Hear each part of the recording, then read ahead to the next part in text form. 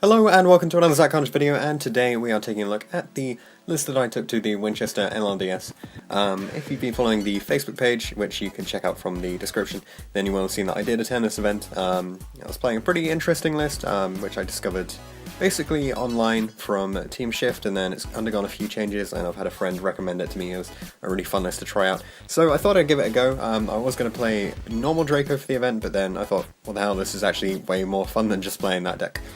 So let's run through the list in the typical fashion, and then we'll go over the sort of concept behind it and changes that would have been made to it, or will be made to it in the future as well, based on the tournament itself, but also the ban list that happened and has come into play between now and then. Now the list doesn't have to change much for this, but I will go over that when we get to it. So we start off with triple Ignis and one copy of Dynamite. These are the only true Draco monsters that you need to run. Maiden can be put in, but it's not really that helpful. I guess it allows you to push a little bit more, but to be honest, Ignis is the best card for pushing through a board, and Dynamite's kind of good just in a sort of slower game state. If you have a Dynamite up, then you tend to sort of gather resources from there fairly quickly and win out from that point. For the Mekk-Knight engine, I was playing 2 Nightfall, 2 Blue Sky, and 1 Indigo. Overall, I found that I was kind of missing out on Mekk-Knight sometimes. Maybe a third purple would have helped out a little bit. There were just sort of a few situations where I wish I had a Mekk-Knight available, but that does tend to happen sometimes if you're running these small engines and you're just sort of like, oh, I wish I had access to that card. So it does really help you with building up advantage compared to the rest of the deck, which tends to just sort of grind through and punish your opponent. But it's always nice, especially as this is a dedicated going second list. For the hand traps, triple Ash Blossom, triple Ghost Ogre, and I actually went with triple Droll.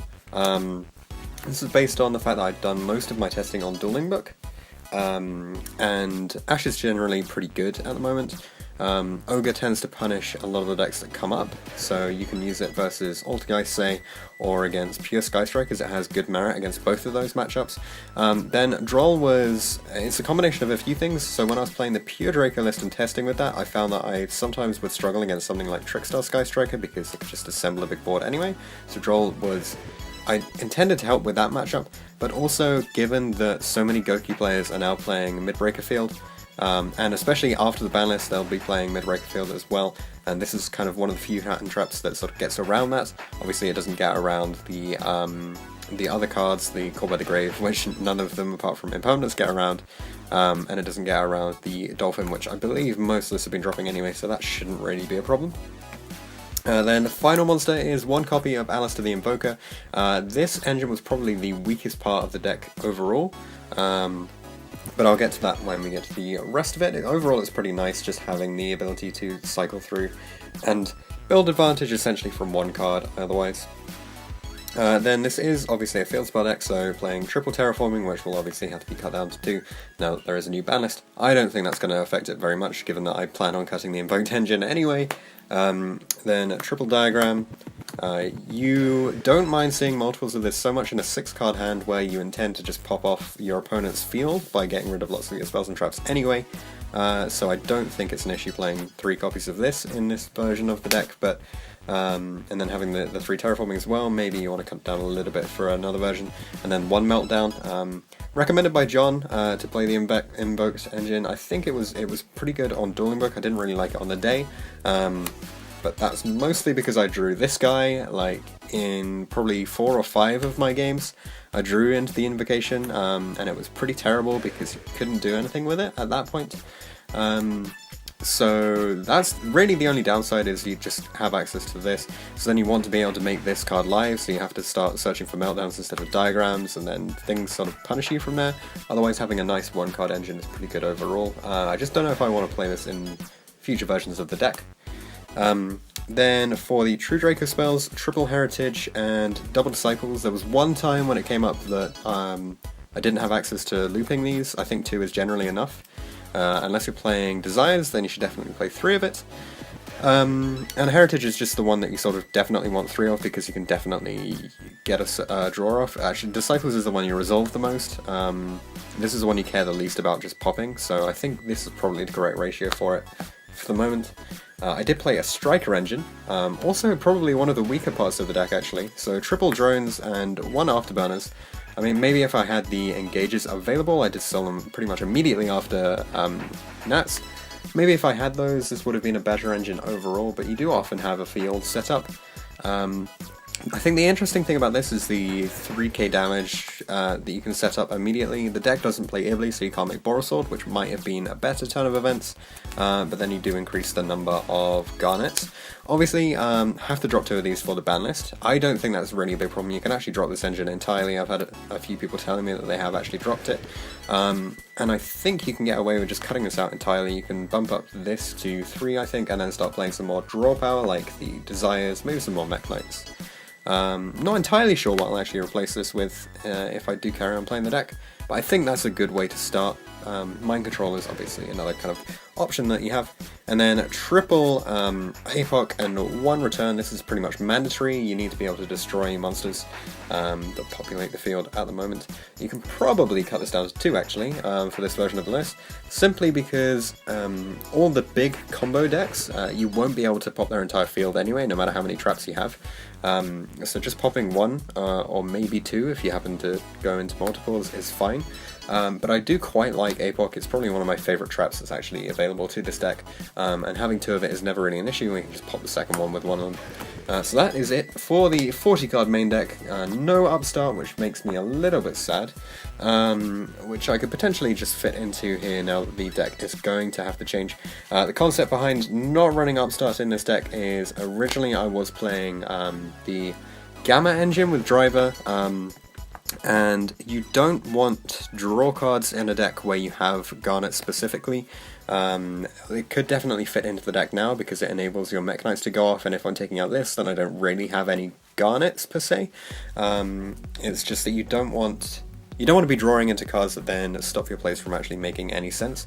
Onto the extra deck, we play the most powerful tokens in the game, the Perry tokens. These obviously wrecking boards all day. Then for the Link monsters, 2 Kagari, 1 Shizuku and 1 Hayate. Probably got a few people wondering about this. You have to play these 2 to do the 3k damage thing, and it's very basic. All you do is you use Hornet, summon Kagari, Kagari adds back the Hornet, Kagari goes into Hayate, and then you summon the other token and make Shizuku down here, and then that's 3k that you have on board. Having a 3k engine from 1 card seems like a really good option to have, but maybe it's not worth the extra deck space. And given how little I actually like the Sky Strikers on the day, I think I probably just cut this entirely, although it does make cherries much easier to resolve for a reasonable amount. And the Nightmare Link 2s were in here because they're so easy to make off the Hornet drones. But then maybe this is something that can come out as well. I never made these throughout the event, nor did I make the Unicorn. I certainly had ample opportunity to actually make these, but it tends to be that if you're in a good position, you generate board advantage very rapidly. And if you're in a bad position, then you tend to just sort of claw your way back through Draco interactions, in which case you don't really want to make these. And you do have so much removal, maybe these could just be cut entirely and the extra deck could be shifted up a little bit. We'll have to see how things go. If you've got suggestions, chuck them in the comment section down below. Then obviously the Invoked engine, these 3 seemed reasonable. I was potentially going to bump Macabre up to 2, just to build out the grind games a bit, but given how little Alistair can actually resolve in a modern format where so many hand traps just kill it off, it seemed fine to just have 1 and 1 where they come up in different scenarios. There's very little opportunity to there are very few occasions when you can't make 1 of these, because, I mean, this is even for the draw actually. There was actually 1 scenario when I wanted to have Casitas, so I guess that could be useful if I wanted to keep running the Invoked engine, but otherwise just drop these entirely, obviously. And that's very useful in against something like Draco or against the Pure Strikers, that kind of thing. It's pretty good there. The final fusion is Chimera Tech Mega Fleet Dragon. Given that it's a UK LLDS, I was expecting to face Cyber Dragons. At some point, you know, I figured, what does it hurt to have an extra deck where it's not that tight and just fit in this 1 card that means that you can take most of, like, their resources out? Because, like, if they're going first, they're going to end on Infinity, so you just take the Infinity and their Cyber Dragon and then you just kind of win from there, because they've had to invest in it. For the actual cards in the extra deck, Volcasaurus and Gaia Dragon. I did make this guy once. There was another opportunity when I could have made it again to win a game in time, but I was already ahead on life, so it didn't matter. But yeah, this is overall a really nice engine to have access to. It's very easy to make rank 5s in the deck, so I might bump up the rank 5 count if I cut out some of these guys. And honestly, these seemed like the best ones to have for the event, given current time rules, but maybe this could be a Zen Maya or something for the situations where you don't have access to the Draco spells to pop off. Final Xyz monster, I went with Divine Dragon Knight Felgrand. This is honestly just wasting space at this point. It seemed reasonable to put in some kind of rank 8 for the times when you do put 2 level 8s on board, and you've run out of searches with your Mekk-Knights, but if you haven't run out of searches, just keep your 2 Mekk-Knights around because that's double search off your purple. Otherwise, this card is okay. It would have been Harbinger if I'd actually pulled it in my Saiho Special Edition, but I didn't, and all of my other rank 8s are at my parents' house in Dorset, so I couldn't play any of those. And the final card in the extra deck is Cyframe Lord Omega. So I went with this guy because I used to be playing the Gamma package, as I said before. It's also very, very easy to make level 8 synchros within this deck because you have the 6 level 3 tuners and a whole bunch of level 5 monsters. So potentially you should definitely run this. You could potentially run Scarlight and some other stuff as well. But this was generally the best card. I brought this out against the Invoked guy, and then he had Alistair in hand, so I knew if he just went for the normal summon, I'd just rip out the Invocation and win from there. It's kind of one of these cards where you don't make it in bad positions, you make it when you're in a good position to secure victory. Which is why I think I might also put in a Durandal, which is one of these cards where if you're winning, then it secures victory against like dumb spell cards, basically. The side deck is full of really dumb cards which are awesome. So Triple Denko Sekka, this card is the stupidest thing that exists at the moment that I know, except maybe Amano Awato. Even Inspector Border isn't as good as those two in my opinion. This is silly. It's a silly card. You normal summon it and you win games from like dumb positions. Guys do have outs to it with the Silcatus and with the Meliseek. If they don't see a way into either of those, they're probably going to lose anyway, but if they've sided heavily for you, then this guy is great because they just get shut off at that point. It also has versatility because you can bring it in the Sky Striker matchup and a few other matchups as well, so I think it's generally a pretty nice card. There are a lot of decks that have to set spells or set traps and go off from there, and this just sort of wins a lot of those matchups, and it's just a dumb card. Triple Cyber Dragon, if Goki or a combo deck came up, I wanted to win immediately, and then having Mega Fleet in the extra deck already meant I could just steal silly games from weird positions as well with this. Plus if the Trickstar matchup comes up, it's kind of hilarious that you can just summon this and win because it's too big. For the remaining monsters, I have Triple Reaper. I think this is absolutely mandatory in this format. And then I went with the remaining reasonable targets that weren't already in the deck. So one Buster because I figured it's the last event where ABC is actually a legal deck and relevant. So I thought it might come up, and it didn't for me, but it did for other people, so this seemed like a reasonable shout. One Electromite because, again, it's another event where Pendulum with Electromite at 3 it was the final time that would happen, so this also seemed like a reasonable shout, but never came up.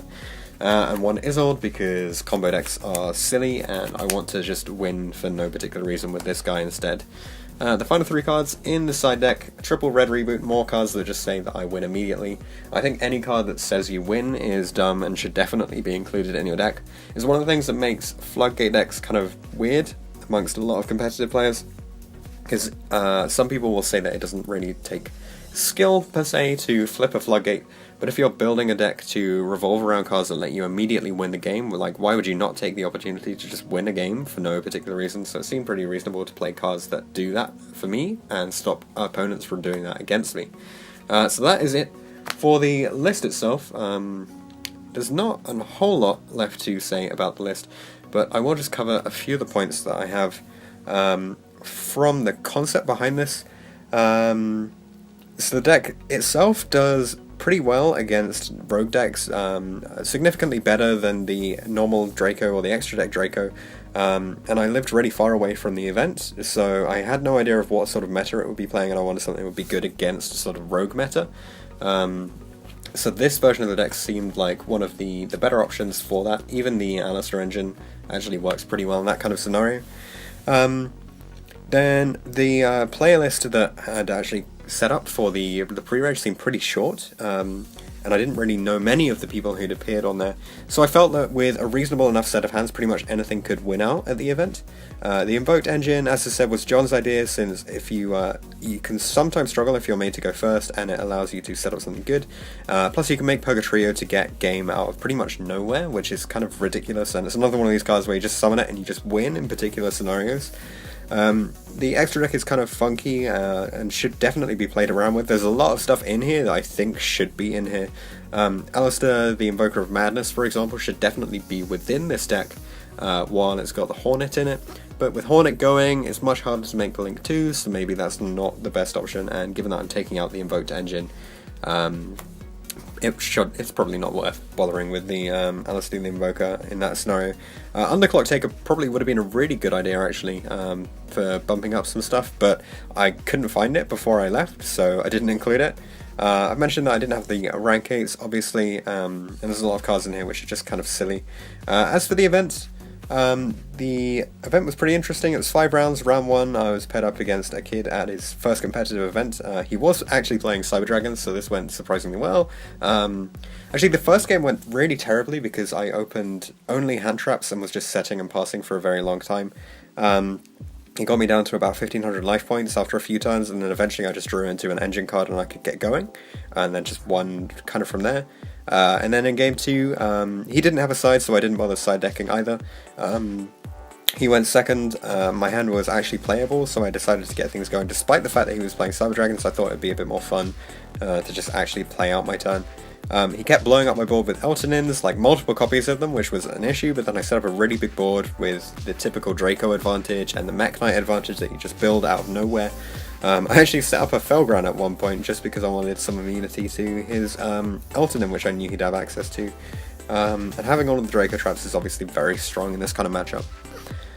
Round 2 I went up against Mekk-Knight Invoked. We actually both knew what each other was playing vaguely because we sat next to each other, kind of. So I knew he was playing Mekk-Knight Invoked, he knew I was playing at least Mekk-Knights and Draco in my deck, and I think he knew I was playing Invoked as well. So game 1, we both know what's going on. I pass with a decent hand because he's given me turn 1 and I don't want to play on turn 1 knowing what he's got. He actually sets up anyway, makes Macabre and Blue Sky, but forgets that it's turn 1 so he doesn't attack me. And then we go into turn 2 and then I use all my resources to get rid of his board and then end on like Dynamite and some other stuff and just win out because the True Draco stuff is kind of silly there. Game 2 was very similar. I wasted a lot of resources early on and then come back because Dracos are really good cards basically and just saved me in silly scenarios. Round 3 I went up against Altergeist. This is normally the freest matchup that you can possibly face. Game 1, the opponent opened pretty interestingly. He used 1-for-1 to get a Meloseek search off, went for Marionetta. I think he probably could have just gone for Multi-Faker and won out from there. But I didn't have too much to fear because Draco spells and traps just ruin their boards. And then you just build up too much advantage and win out. Game 2 I sided in the Denkos and the Reboots. I actually saw Reboot, but the rest of my hand was trash. He had a wiretap for Reboot and I kind of just lost. And then in game 3, still siding for going second, I opened double Reboot, Denko, and some engine stuff, and then Denko made it impossible for him to play the game, so I just won from a silly position there. Round 4 I went up against Pure Strikers. This was Alec. I'd heard of him before and I knew it would probably be quite tough if I was going to win this one and claim an invite from it. I saw no hand traps in turn 1 and he resolved Desires and engaged like many times, ended on I think it was Shizuku 3 set and the field spell, and then multiple engage access for the next turn. Strangely he didn't play around the Mekk-Knight, so I was like, if I draw any of them I'm just going to punish him really hard, but then I didn't, so I kind of lost out on in terms of he had more resources available than I could actually cope with dealing with. And then in game 2 I saw a lot of hand traps. I didn't see any of the Denkos that I brought in, and unfortunately I couldn't punish him with the hand traps enough for it to actually last out. So when I did get into my Draco engine it just wasn't doing enough work, and he had more resources and more control over the board, and he just dealt with everything that I had really efficiently. And then in the final round I went up against Nick, also playing Pure Striker but with the Ibli engine, which was really cool to see. We had fairly grindy games and I kept thinking that I was in a really good position, and then at the end of game 1 I was like, oh, I'm in a really good position, I have a Mekk-Knight on board, I have a Draco, I'm fine from here. So then he picked apart the Draco, took my Mekk-Knight with a Widow Anchor, and he had access to Borosword because he eventually managed to work out how to use the Ibli he had in hand. And then with that all sorted, just killed me that turn. Game 2 was very, very similar. We ended up in pretty much the same scenario. I had a Mekk-Knight and a Draco. He got rid of anything that was a problem, took my Draco, and then his Ibli was still in deck, so we just went for the Ibli combo, and then Borosworded me to death. So yeah, very efficient use of his Hornet drones there while he still had them. And it'll be interesting to see how the deck evolves after the ban list. You probably can't run Ibli in quite the same scenarios that you could before. So it'll be interesting to see how that changes, but overall it was really fun playing out that match, even though I did lose 0-2 in round 5. Overall at the event it was really great fun just seeing everyone actually. Ultimately I lost to first and third place players, so I'm not too sad about that, to be honest. And we've got a lot of time for the upcoming format to see what actually develops and what comes good. I'll try to get Alex's first place list up on the channel fairly soon. And see what other deck lists do well post ban list. I think it's going to be a pretty fun shift to the meta, just seeing what new decks evolve and come out on top. Obviously with the new ban list you can adjust this list entirely by dropping the strikers. They don't really do much, I think. I wouldn't put in more hand traps to replace them, but I might bump purple up to 3, add a third heritage, add a third disciple, sorry. And then I guess the Invoked engine can probably go, but I think that was mostly for hitting scapegoats and stuff, which didn't really come up at any point. There was never a time when I went up against a big board, and I think a lot of the big boards you face now are just sort of Goki boards anyway. So it depends on how much you think you're going to see of each particular deck. Do remember to drop the third terraforming from this list, obviously. I don't think that's much of an issue. You can maybe put in a Maiden to replace it, I guess, if you're going to carry on with the Draco lineup, but that's not too much of an issue. And if you have any thoughts on changes you would make to the list, feel free to leave them in the comment section down below. Let me know what you think you would do differently with this deck. Very much up for suggestions on it. I'd like to give some shoutouts to all of my opponents, actually, especially the kid in round 1. I'm really sorry that the start of your competitive career was me beating you 2-0. You nearly had me in game 1. It was really close, and I definitely keep it up, and I think you'll do really well in the future. Shoutouts also to everyone who I saw at the event, even the people I didn't get to play. It was really great to spend some time with you guys. So Carlo and Tyler, I expect that you guys will be on the channel soon, hopefully with a top deck and maybe a top keg, respectively. Thanks very much for watching this video. As I said, any suggestions you have, chuck them in the comment section down below. Drop a like if you enjoyed the video or if you're interested in this deck. Remember, there is a dueling book link in the description that you can just grab and pilot away. And hopefully I'll see you guys in the next video.